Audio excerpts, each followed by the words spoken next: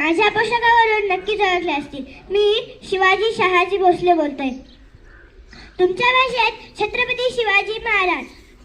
मी कालच विश्वास नागरे पाटलांच्या तोंडून माझ्याविषयी काही वाक्य ऐकले. जो 65 किलोची तलवार चालवतो त्याचे नाव यसाजी. 2000 शत्रूंशी एकटा झुंजतो त्याचे नाव बाजी.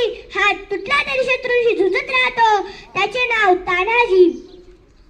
8 तासात घोडा दिल्लीवरून पुण्याला आणतो त्याचे नाव सत्ताजी. शत्रूंच्या छावणीत घुसून छावणीचा मुकुट छाटून आणतो त्याचे नाव धनाजी.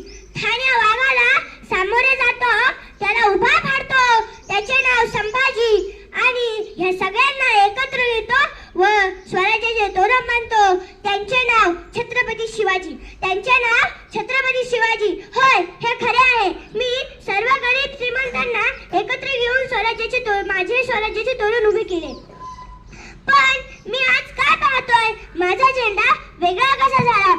कोणाचा झेंडा भगवा, कोणाचा झेंडा पिवळा, कोणाचा झेंडा हिरवा तर कोणाचा झेंडा निळा.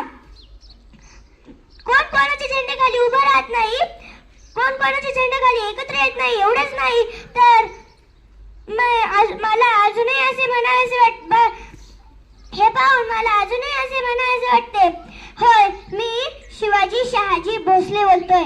होय, मी शिवाजी शहाजी भोसले बोलतोय. माझा झेंडा भगवा होता. तो कोणत्या एका जातीचा नव्हता, धर्माचा नव्हता. तो शौर्य, बलिदान, त्यागाचा, रक्ताचा व त्यागाचा होता.